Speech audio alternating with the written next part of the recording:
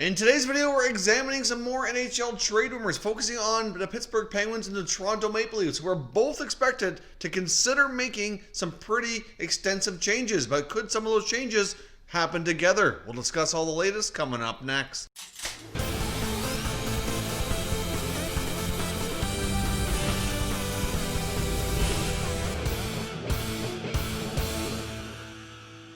So welcome back to another video here at Top Shelf Hockey. As I mentioned today, we're taking a look at some NHL trade rumors, focusing on a couple of teams in the Penguins and the Leafs who had disappointing playoff finishes, found themselves unofficially out of the playoffs, and looking to the future and what they're going to do. What do they need to do to get better? Of course, they're very much different situations. The Maple Leafs were in a situation a few years ago where they went through a major rebuild, acquired a lot of young talent, thought they should be more able to contend right now, and have fallen short and have not won a playoff series in 16 years. They continue to have playoff disappointment. So how do they take steps forward? Well, obviously Kyle Dubas has engineered this team to be extremely offensive with a lot of money tied up in their top four paid players. And obviously that kind of hampers other areas of the team. Of course, he couldn't have envisioned a pandemic happening, shutting down the league, and creating a flat cap for possibly 2, 3, maybe 4 years. But that's certainly going to have another major impact on this team and their ability to address other areas of their need. Since the Leafs season ended on a few nights ago, we've seen all kinds of articles from a variety of NHL insiders and writers speculating what the Maple Leafs might do in the offseason. Of course, we've seen a lot of fans indicating what they think should happen. A couple things that I think won't happen for sure is we're not going to see Kyle Dubas let go. Brendan Shanahan's still going to be running the team as well. I don't see any changes at the top, at least not as of yet. I mean, if things don't get better in another year or two, certainly it would make sense for MLSE to look to make some changes. But for right now, I don't see that happening. And really, if you take a look at the roster and what likely does not move, I think the only thing that's fair to say that will be back for sure is Austin Matthews. There's no way they're trading him, and John Tavares. As much as they could even consider trading Tavares, he does have a full no-move clause and could veto any deal. I don't even think at this point they would really consider approaching their captain about doing that. They signed him as a big-time free agent, $11 million per year over 7 years. We're still quite early into that contract. Recently named captain, and really, even though the team itself did not fare all that well, and you could say Tavares' regular season this year wasn't as good as his first one in Toronto. He did have a decent playoff. He played really well. Obviously, in that last game, he hit the post in Game 5. That could have been a game changer had he tied the game up instead of it going post and out. Could have been a season changer, really, overall. So I don't really think we can put too much of this on him as an individual either. But clearly, there are some players who didn't get the results they were looking for. And as a team, they didn't get the results they're looking for either. So I know many people are looking at the forward group, especially considering the fact that they make a ton of money. And of course, they did not score nearly enough, especially at 5-on-5. They struggled against Columbus. Columbus quickly figured out how to shut them down, and obviously, they clogged up the neutral zone. They had a good forecheck. Took advantage of the Maple Leafs' mistakes because obviously they're not a highly offensive team themselves. But if you take a look at the fact that Matthews and Tavares likely aren't going anywhere, and you look at what else is on that roster in the forward group for high value, you've got Mitch Marner making just shy of $11 million. You get William Nylander making just shy of $7 million. I know Kasperi, Kapanen, and Andreas Johnsson have been the more typical trade target discussion pieces really for the Leafs for quite a few months, looking at what they're going to do in the offseason. I don't think Kapanen really had an overly good playoff. Johnsson obviously was injured until Game 5. Came back, didn't look too bad, didn't play a ton, but obviously first came back in quite a long time. Didn't expect him to. Was a little bit confused over the decision to take out Robertson and put him in. Obviously, I thought Robertson had been pretty good.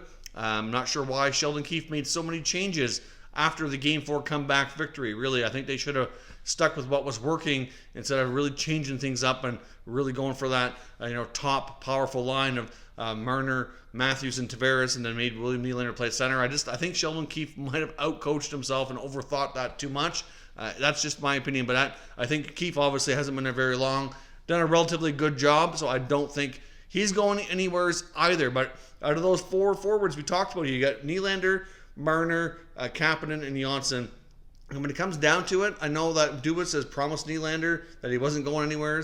The fact is that none of those four players have any kind of trade protection in their contract, and if he really wants to shake things up, he might have to trade a higher valued contract to create the necessary space to look at other areas of the team. I mean, like I said, you got Nylander making almost $7, Marner making almost 11. I do think there's a real good possibility that one of those two players do get moved this offseason. And based on articles I've read between The Athletic, the different Toronto newspapers as well, and all the different writers, there's a lot of speculation and talk that there is going to be something significant happen when it comes to seismic roster changes. Seems to be the common phrase thrown around.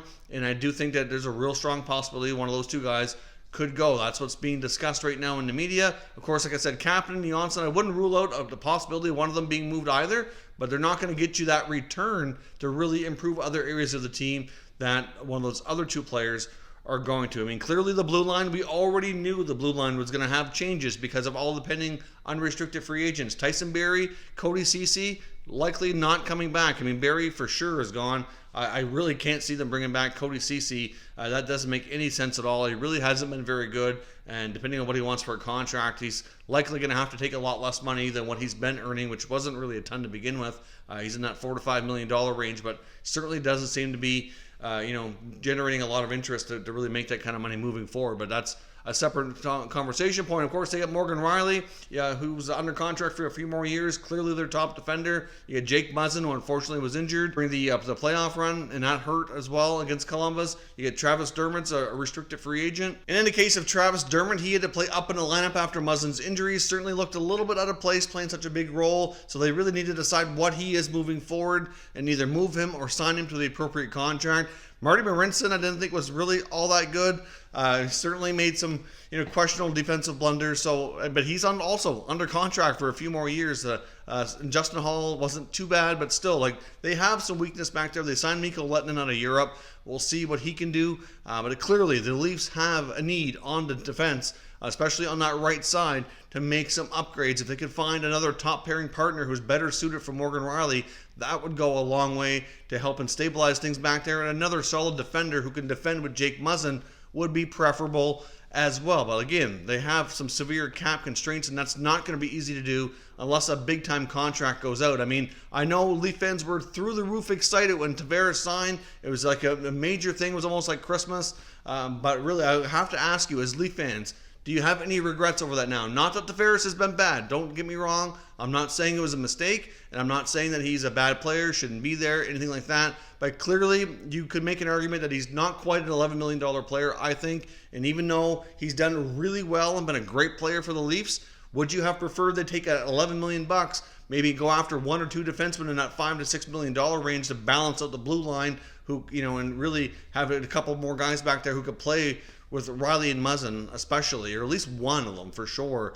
Maybe just have a better balanced attack instead of being so heavy at the offensive forward position. Because obviously all that money was spent to score goals, and they didn't get the job done. Obviously, they ran into a hot goaltender. They had some pretty good team defense on the other side, and they had their moments, but at the end of the day, the job wasn't completed. So when a job's not completed, success is not attained, changes tend to happen. But we already knew, like I said, that there was changes coming on the blue line.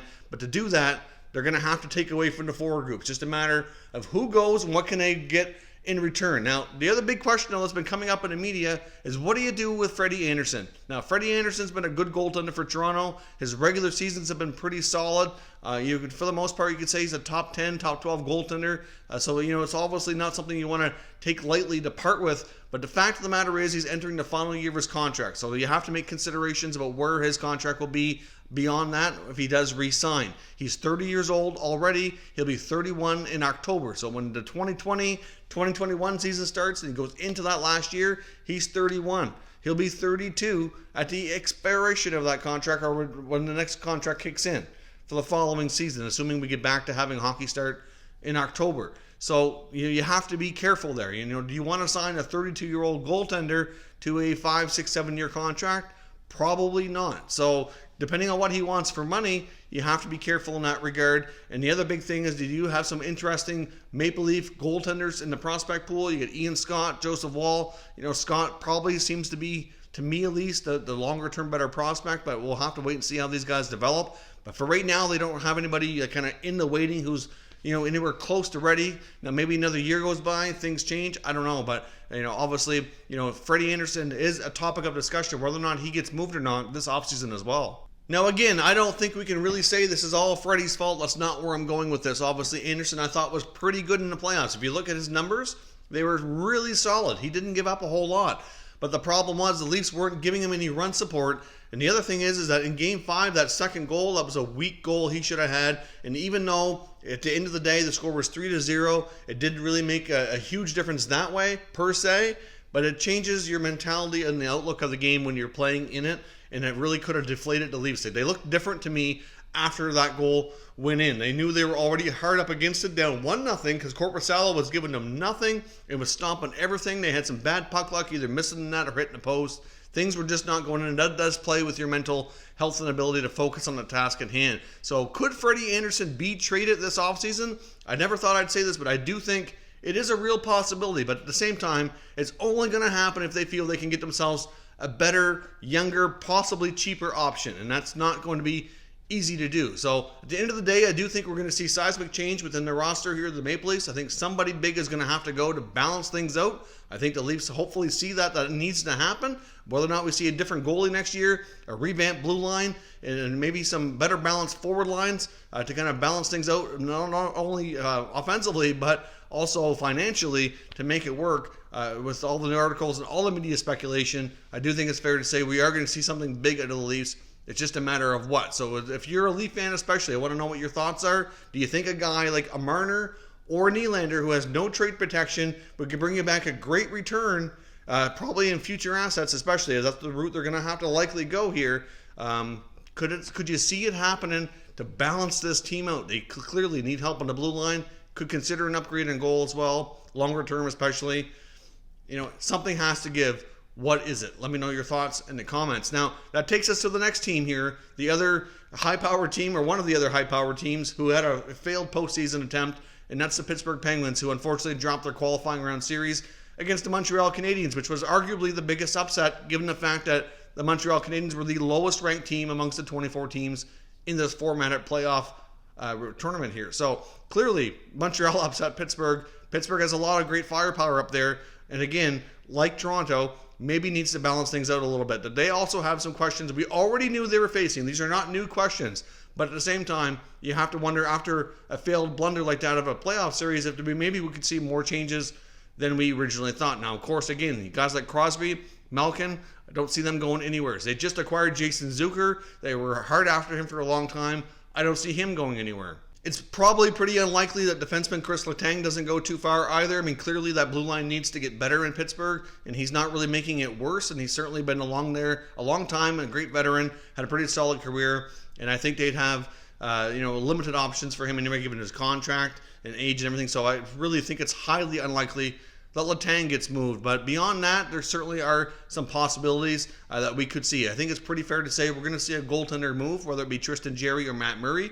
I do think Matt Murray is the more likely scenario in this case, though, given the fact that he has struggled since they won the Stanley Cup. He's been inconsistent. Certainly could use a fresh start somewhere else, maybe work with a different goalie coach, kind of get his game back. I do think that's a real possibility that could happen. They could sign Tristan Jarry to a cheaper deal and then really get themselves some cap space in that regard. And we know that the Penguins are at high risk to lose a goalie in the Seattle expansion draft if they do sign both for the current season. If they go into the year after, where the expansion draft is going to take place with both of them under contract, they're probably going to lose one of them. That would probably be the most likely scenario that unfolds for them. So clearly a Matt Murray trade, something that we've talked about for quite some time, makes a lot of sense here. Now, of course, when it comes to other areas of the team, the Penguins as well could certainly use some upgrades on the blue line. Jack Johnsson was terrible in these playoffs.